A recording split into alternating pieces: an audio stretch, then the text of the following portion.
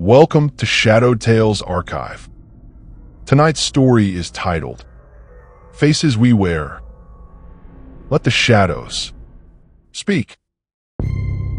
Part 1. The Interview Room. The recorder clicks on with a soft whir. State your name for the record, I say. The man across the table doesn't respond immediately. His hands, thin and trembling, rest on the cold metal surface. One thumb rubs the base of his index finger again and again, as if he's trying to remember how it feels to hold a cigarette. After a moment, he exhales. Leonard Holt. His voice is cracked, dusty.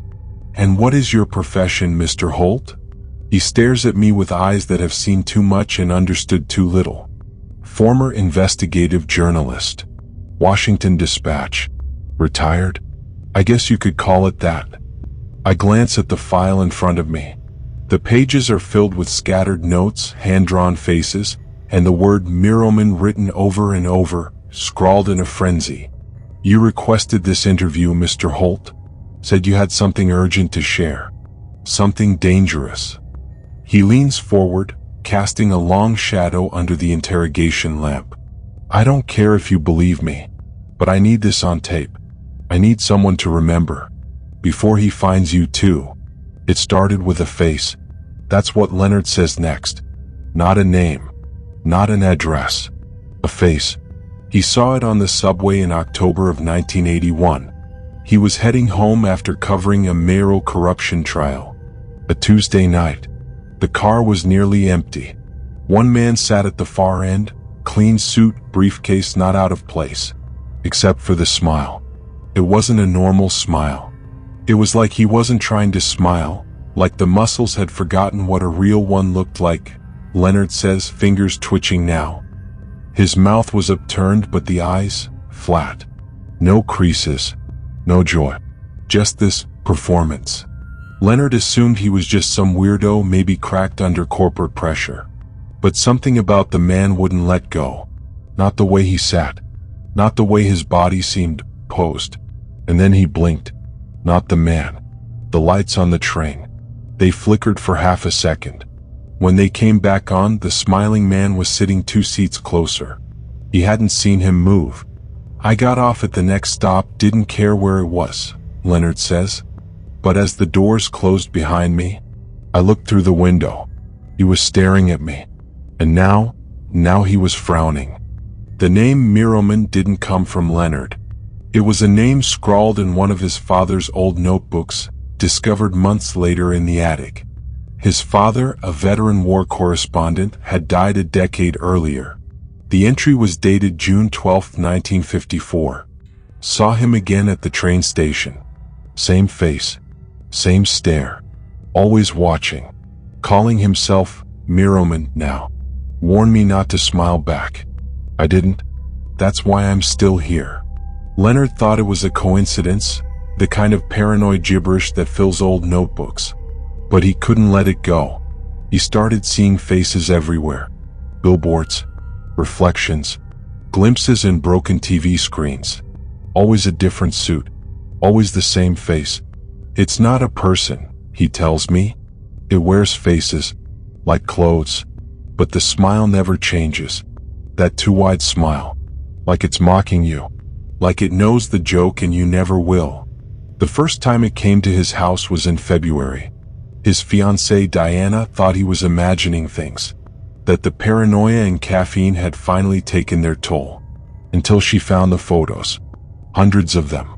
All taken on his old Nikon. All blurry. But all with the same figure in the background. At the park. Outside their home. At the diner. The same silhouette. The same grin. Diana left 2 weeks later. No explanation. Just a post-it note with 3 words. He waved goodbye. I paused the recorder and leaned back in my chair. Mr. Holt, this is... He slams his palms on the table, voice suddenly sharp. Don't patronize me. You think I came in here to peddle a ghost story? I hesitate. His outburst isn't what rattles me. It's the drawing he slides across the table. A charcoal sketch. Rough lines. But the face. I've seen it before. Part 2. The Man with Too Many Faces. The sketch stays on the table like a wound. It's crude, the lines jagged and uneven as though drawn in a hurry or under duress. But the expression is unmistakable. A mouth pulled into a grin too wide for the face.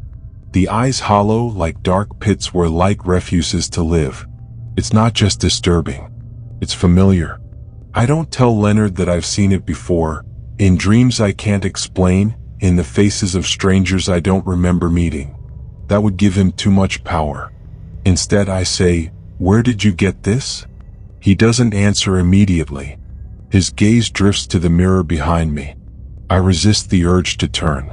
"You ever hear of Walter Nix?" he asks. I shake my head. He was a sketch artist, police consultant, vanished in '79, left behind a house full of mirrors and notebooks, thousands of drawings, all of them him. Him? Mirrorman. The face. Always the same expression. Different clothes. Different environments. But always watching. Leonard leans in. Nix cut out his own eyes. He said it was the only way to stop the reflections.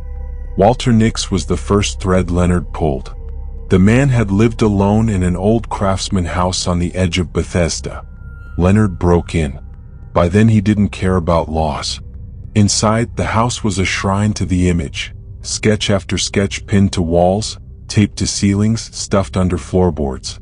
In the bathroom, every mirror had been shattered and nailed back together in reversed patterns, like he was trying to trap something inside them.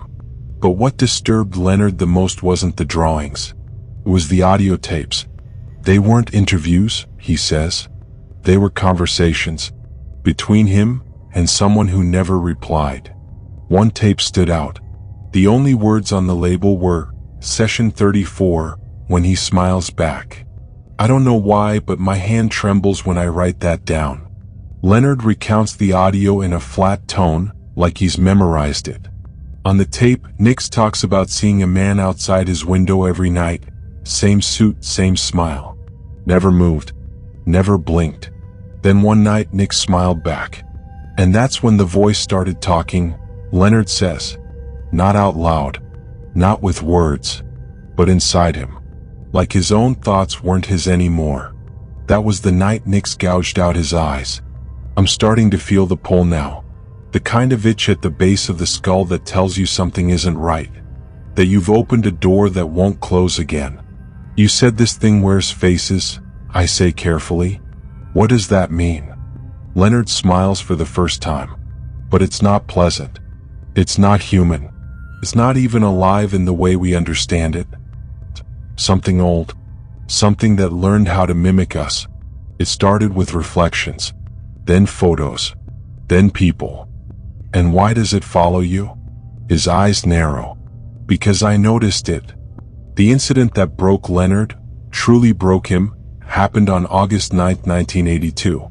He had tracked down a former television technician named Russ Carver, a recluse. Claimed his station's security footage kept glitching, showing people in the halls that weren't there. He called them echoes. Leonard convinced him to let him see the footage. In the grainy black and white loops, people went about their routines. But in each shot, in the corner, by a vending machine or under a stairwell, was a man in a suit, standing still, smiling. Frame by frame he never blinked, never moved. No. One tape showed Russ himself walking down the hall, and the suited man turned to follow him. And in the next frame, there were two Russes, both walking away. One of them wasn't real, Leonard mutters. But the camera couldn't tell which. 2 weeks later, Russ was found dead. No wounds, no signs of struggle, just a smile carved into his face. I asked the question I've been holding back. Do you think Mirrorman is real or a manifestation of something else? Paranoia? Mental collapse? Leonard's answer is quiet. Don't you get it yet? He leans closer, voice shaking. He's both. That's the trick. That's how he wins. You have to doubt him. Because the second you believe he's real, and if you convince someone else, he points to the sketch, you open the door wider. Part 3. Broadcast signal intrusion. He said her name was Elise. Not Diana, not Carol. Elise. A colleague from the newsroom, someone who stayed when everyone else backed away. Someone who didn't laugh at his fears. She was the first person I told everything to, Leonard says, eyes distant now. And the only one who didn't flinch when I showed her the photos. She had a background in signal engineering, a tech reporter turned editor, but she had always been obsessed with analog anomalies. Pirate radio, unauthorized broadcasts, Cold War number stations. Static that spoke in tongues. When Leonard told her about the Miroman, she didn't mock him. She handed him a VHS tape. It aired once, she said, around 3:17 a.m. on Channel 8 during the weather feed. No station took credit. The footage was damaged, warped with noise and grain. But beneath the distortion, a shape appeared. A figure, barely visible, standing at the edge of the frame, body half-shadowed, dressed in a dark suit, silent. There was no voice, no dialogue, just a high-pitched whine, too faint to be intentional. The video lasted 93 seconds. In the final frame, the figure turned, slowly, mechanically, and faced the camera. That face again. That smile.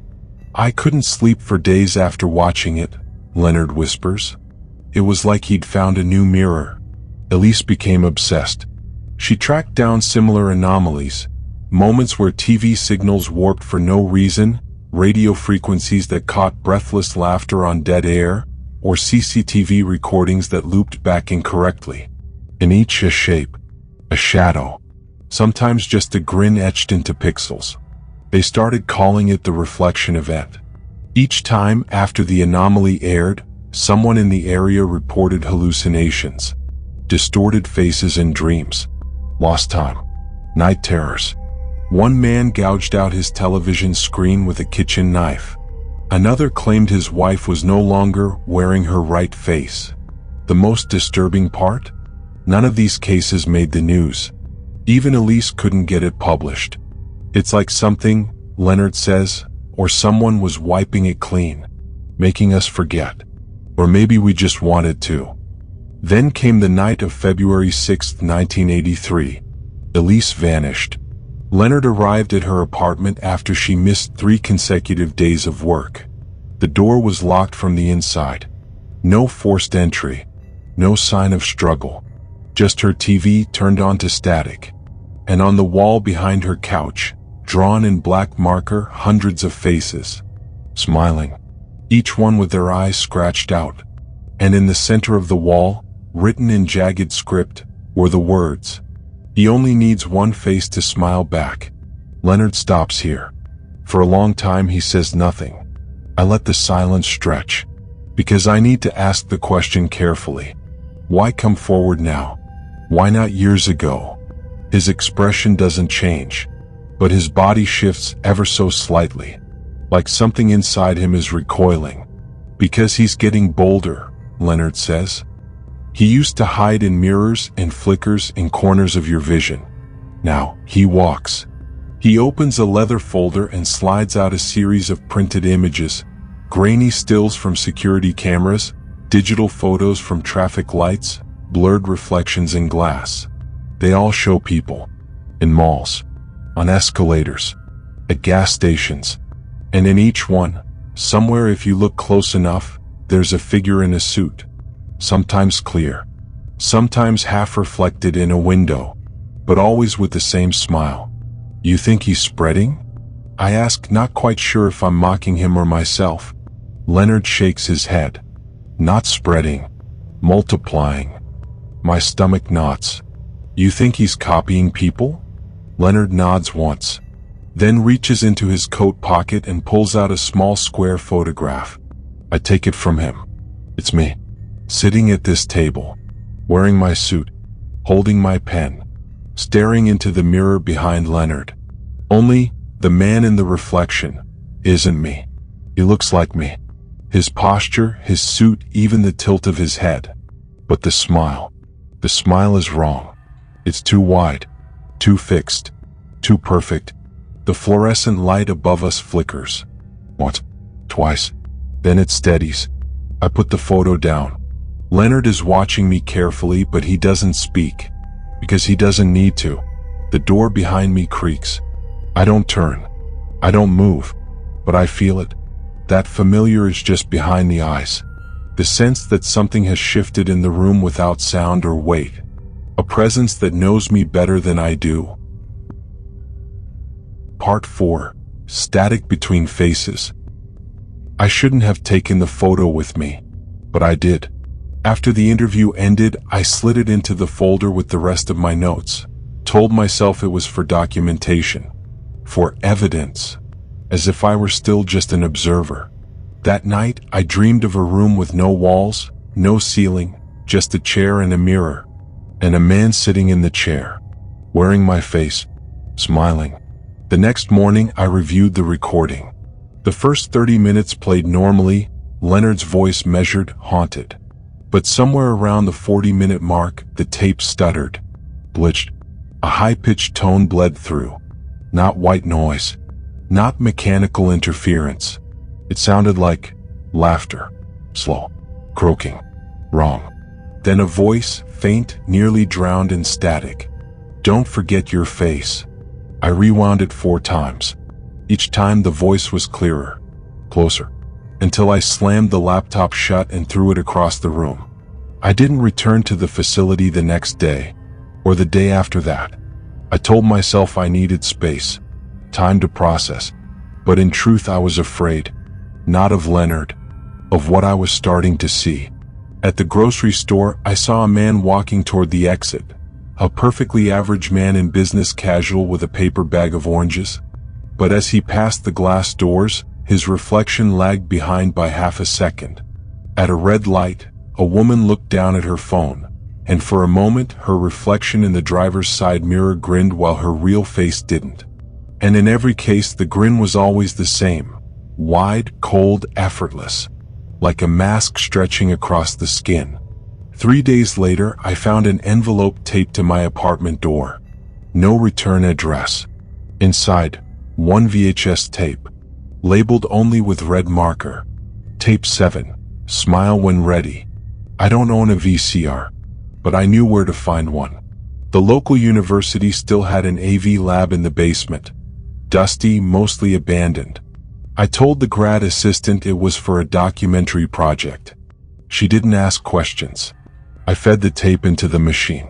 The screen buzzed, and then there he was, sitting at a desk in a sterile white room. Same suit, same posture, same face. He didn't speak, just stared into the camera. I leaned in without meaning to. After exactly 66 seconds, the screen cut to black. Then text appeared. Now he knows you. I ripped the tape out and smashed it. Didn't matter. That night, my reflection blinked when I didn't. I called the only number I could think of. Leonard. His line was disconnected. The facility had no record of his admittance. No file. No interview schedule. No room log. No Leonard Holt. Like he'd never been there. But my folder was still full. Transcripts. Photos. The sketch. The picture of me, or the thing that looked like me, smiling into the mirror. And the worst part? In that picture, my reflection is closer to the camera than I am. I started tracing incidents on my own, pulling police reports, hospital entries, local radio broadcasts. I found more than I wanted. 2012, a woman in Tampa threw her laptop into the river, claiming it was learning to smile. 2015, a tech vlogger in Oregon vanished mid-livestream. The final frame was a static freeze of her face, grinning, eyes wide, mouth stretching further than humanly possible. 2020 entire Reddit threads deleted without explanation. Users claiming they saw themselves wrong in phone cameras. One post remained in cache. If your mirror ever smiles before you do, don't move. At some point it stops being about truth. It becomes about infection. This thing, Mirrorman, isn't just some urban legend or demon. It's a mimic, a parasite, a broadcasted idea. He doesn't need to kill you. He just needs to be seen, to be remembered. And then he waits for you to look into a screen or a pane of glass and believe. And when you do, he wears you. Not all at once, just a little at a time. A smile here, a tone of voice there, until one day, your own reflection stops recognizing you. I haven't slept in 72 hours. Every time I close my eyes, I feel someone watching me. Not from the window, from inside the mirror, from behind the screen, from the other side of my own face. I tried breaking the mirrors. It didn't help. The reflections just found other surfaces. Water. Bless my phone screen when it's off. I even taped over the camera on my laptop. But I swear I saw something moving underneath the black tape. Pushing outward. Smiling. There's one thing Leonard said that won't leave me. Back in the interview after I asked about Elise after I held that photo. He looked me dead in the eye and whispered, "It only takes one smile to spread." And now, I think I'm the one smiling. Part 5. The first reflection. When I finally broke down and told someone, really told someone, it wasn't a cop or a therapist. It was Dr. Alma Reyes, a folklorist. She'd worked with the FBI once years ago on a string of ritualistic disappearances in Arizona. After that, she vanished from academia. I tracked her to a dusty bookshop in Philadelphia, sandwiched between a liquor store and a pawn shop. She ran it like a recluse. No sign, no hours, no staff. But the moment I walked in, she said, "You've seen him." Dr. Reyes looked exactly how I expected. Tired eyes, cigarette voice, surrounded by more books than space. She didn't ask why I was there. She poured 2 cups of black coffee, handed me one, and pointed to a stack of folders labeled The Inverted Ones. I told her everything. The reflections, the photos, Leonard, Elise, the grinning thing that moved without moving. When I finished, she lit a match with fingers that didn't shake. "Do you know what a psychogenic entity is?" she asked. I didn't. It's an idea that becomes real because enough people believe in it. Not a god, not a ghost, something older than both. A concept with teeth. She leaned closer. "Miroman, your thing, it's not new. You just gave it a name." She opened a leather-bound journal. Inside were pages of symbols, charcoal faces, and ancient diagrams. One caught my eye. A drawing of a faceless man standing in front of a mirror. Behind the mirror, the same man, only smiling. A note beside it read, "The smile is not for you. It is for the space behind you." According to Reyes, there are myths across dozens of cultures that speak of the inverted one.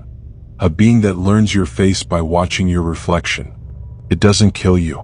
It replaces you. A psychological parasite. In Mesopotamian texts, it's called Nisaku, the hollow mask. In 13th century Basque writings, it's referred to as Uarmiruak, the shadow that learns. In 1910, a cult in rural Vermont reportedly worshipped a being named Smiling Gabriel, who wore the faces of the faithful. All ended in mass disappearances. All involved mirrors covered in soot and blood. What does it want? I asked her. Reyes frowned. It wants you to forget you were ever someone else. She tapped the side of her temple. It doesn't feed on bodies. It feeds on identity, doubt, the erosion of the self. Then she said something I still haven't shaken. The more you look for it, the more of yourself it takes. I asked her why she helped me, why she wasn't afraid. She poured another cup of coffee and smiled, not like them. A tired, broken smile. I already lost someone to it. She handed me an old black and white photo. A man in a trench coat standing next to a woman, Reyes much younger, maybe 20. The man's face was partially smudged, almost blurred. She tapped the back of the photo, scrawled in faded ink. He smiled first. That night, back at my motel, I dreamed again. Not of the mirror, of the man in the trench coat. I stood in a hallway lined with antique mirrors, none of which showed my reflection. But at the end of the hall, there was a full-length looking glass. covered in cracks, stained with something dark. And in that mirror I saw him. He wasn't moving, but his grin widened anyway. I woke up gasping. My motel room was silent, until I heard the soft creak of a floorboard. I turned slowly. No one there.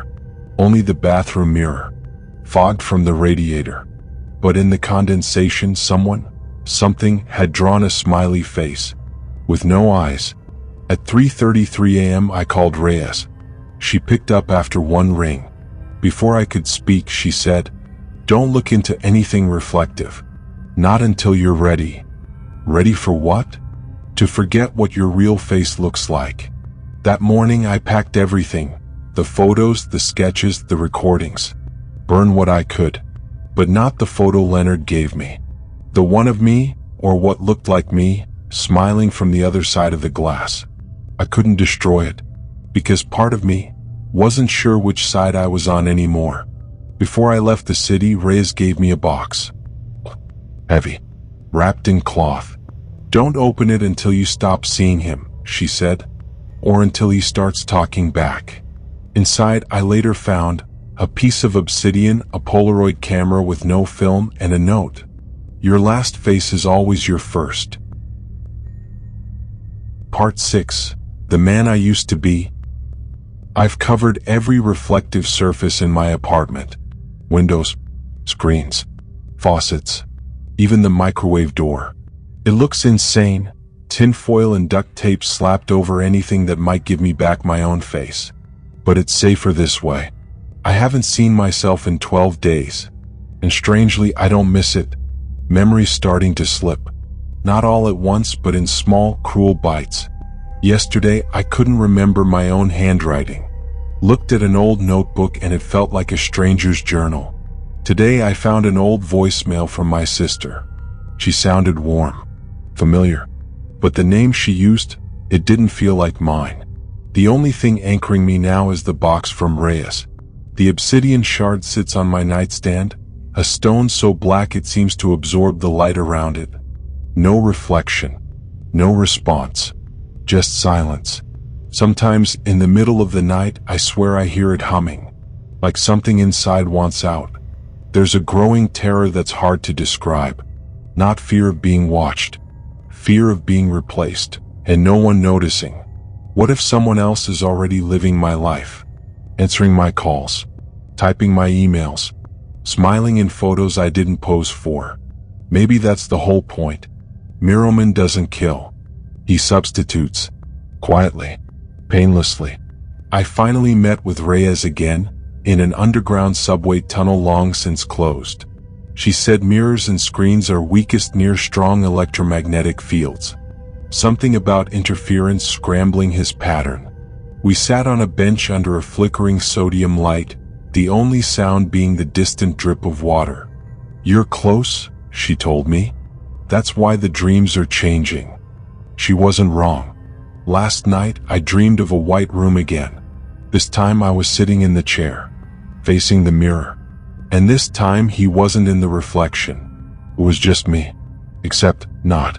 Because the me in the mirror blinked first, and then smiled. Not just with the mouth, with the whole face. Like someone who'd finally come home. I woke up screaming. I didn't know why at first. But then I saw the camera on my nightstand. The old Polaroid Reyes gave me. It had taken a photo in the night. The image still developing. My bedroom. Empty. Except for the mirror. And a man in the corner. Smiling. That was when I knew. This wasn't about paranoia. This was about preparation. He's not waiting to kill me. He's waiting for me to give up. To forget the edges of myself. To stop fighting. Reyes says there's a final stage. She called it mirroring. A process where the entity no longer needs to mimic you, because you start mimicking it. Your smile becomes his. Your tone becomes his. You perform yourself until you no longer know where the mask ends and the flesh begins. Most people never notice, she said. That's how he wins. Then she handed me one last item, a sheet of dark, matte paper with a message burned into it by acid etching. If you forget yourself, speak your own name aloud 3 times. If you can. I tucked it in my wallet, but I'm not sure I could say my name once, let alone 3 times. I don't know who I am when I'm not being watched. That's the worst part. If no one sees me, do I still exist? Or is he the only version anyone remembers now? The people around me, they've started to change too. The barista I see every morning? Now she never blinks. The guy in my building's elevator? He smiled for exactly 30 seconds, then stopped like it was timed. Even Rhea's looks thinner, like her skin fits wrong, like her teeth are too straight. Or maybe it's me. Maybe I'm seeing things through his eyes now. I have one last option.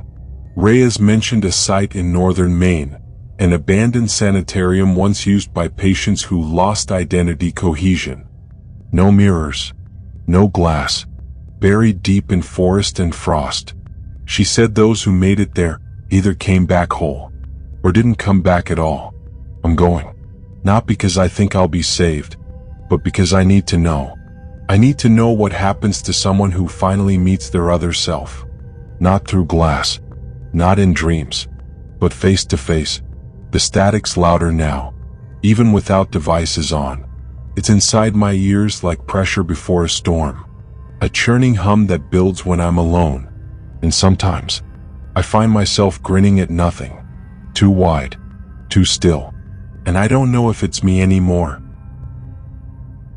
Part 7. The House Without Mirrors. The place wasn't on any map. Reyes gave me GPS coordinates scribbled on the back of a business card that smelled faintly of mildew and smoke. Northern Maine. Deep woods. No signal for miles.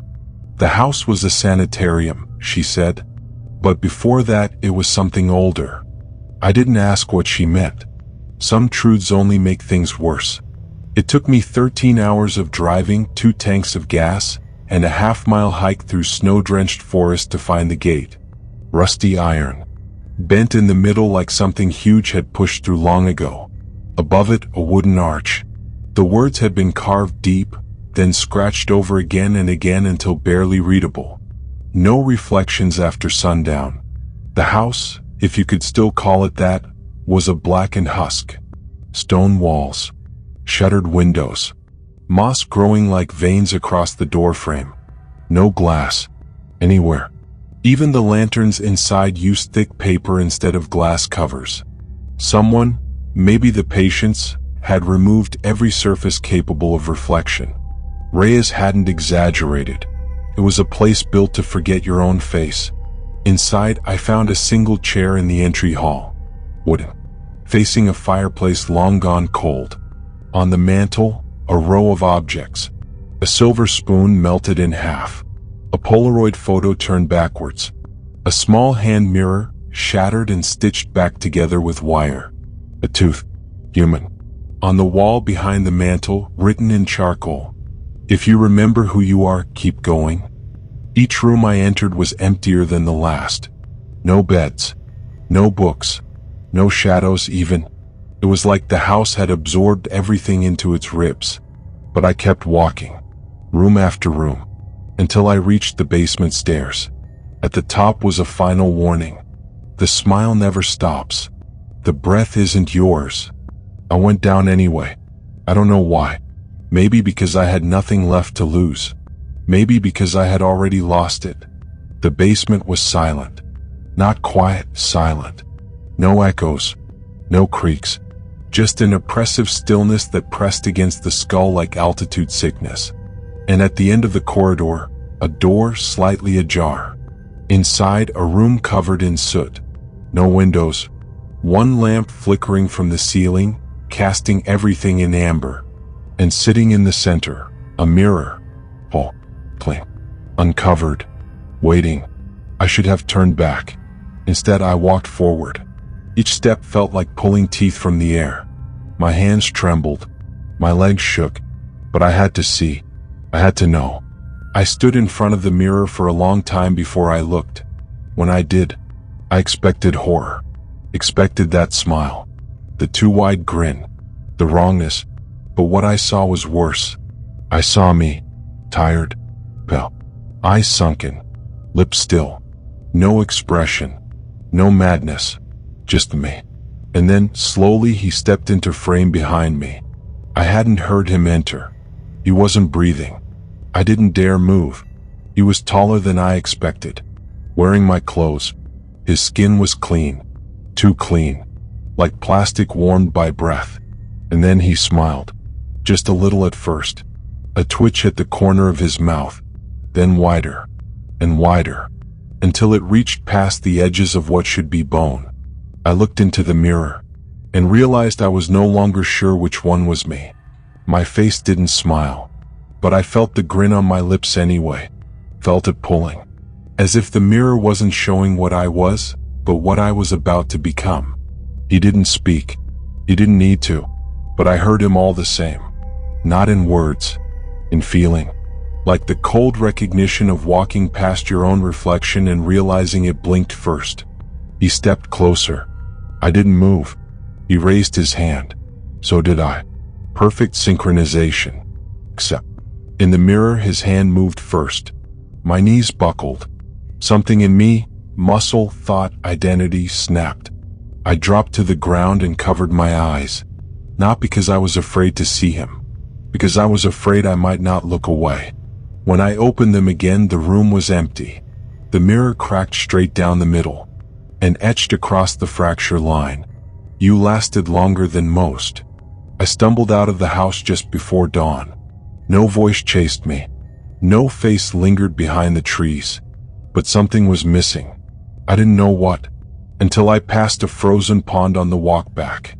Stopped, looked down, and saw no reflection. Not gone, just absent. Part 8. Smile for the record. The recorder clicks on. Same sound, same room, same chair, different interviewer. My name is Aaron Calloway, freelance documentarian, paranormal researcher. I came here to interview the man known only in hospital logs as Patient 13. He called himself by another name, a name I won't repeat here, because the moment he said it, I felt something move inside me. Something cold, familiar, like a memory I didn't make. He doesn't speak right away, just sits across from me staring at the mirrored window to his left. One-way glass, they said, but sometimes I swear it reflects backwards. I shuffle my notes. They're filled with his scrawlings, faces, mirrors, warnings, names crossed out. The phrase "he is me" written in dozens of fonts and slants. Let's begin, I say. He smiles. Too wide. Just a little too wide. What happened in Maine? I ask. He laughs. It's not loud, but it's not warm either. There was a house, he says. A house with no reflections. A house where you meet yourself and decide which version of you survives. I ask him what he means, but he doesn't answer. Just leans forward and speaks into the mic. If I look like me, does that mean I am? I decide to try another approach. Your notes mention someone named Reyes. Alma Reyes. Folklorist. The smile fades. He nods slowly. She thought we could fight it. The mirror. The infection. The thing that waits behind glass. But the moment she showed me how to hide, I was already seen. I glance at the security mirror again. I can't help it. And in the reflection, something's off. A second delay in his blink. A twitch in his jaw before the real one follows. I jot a note. Reflection not in sync? And that's when he speaks again. Quietly. You saw it, didn't you? I freeze. You brought a mirror. Somewhere on you. Maybe a phone. Maybe a lens cap. He sees through all of it now. The light above us flickers. My throat feels dry. I turned everything off before I came in, I say. He shakes his head. You can't turn off what's already inside. I try to stay professional, composed, but something in me is unraveling. My memory of arriving here is blurry. What route I took, what name I gave at the front desk. My voice on the recorder sounds unfamiliar now, and I can feel my mouth twitching, pulling upward, without my permission. He watches me with something like pity. I didn't leave the house, he says.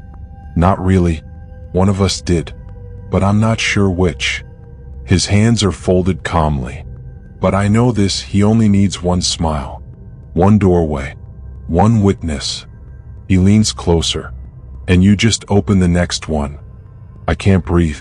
I glance at my reflection in the glass.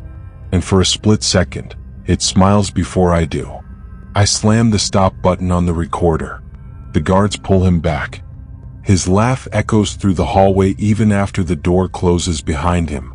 I clutch my notes, my camera, my mind, trying to convince myself it was all part of the story. Just part of the story. But that night when I replay the interview, his voice is gone. Every word I thought he said, gone. The audio is blank, except for the sound of breathing. My own. And then a voice. Your face fits well. I throw the tape out, burn the notes, cut the power to every reflective surface in my apartment. But it doesn't matter, because when I check my old videos online, they've all changed. The same face, smiling, watching, and in every comment section. This smile looks familiar. I no longer trust my own reflection. I no longer trust my voice. So I'm leaving this transcript behind, typed, not recorded, in case someone else finds it. If you're reading this, don't check the mirror. Don't smile back. And whatever you do, don't blink first. And that was tonight's tale from the Shadowed Tales archive. If it left a mark on your mind, if the silence feels heavier now, then the story did what it was meant to do. Don't forget to like, subscribe, and share the darkness. New stories are always on their way. Until then, keep the lights low and the doors locked.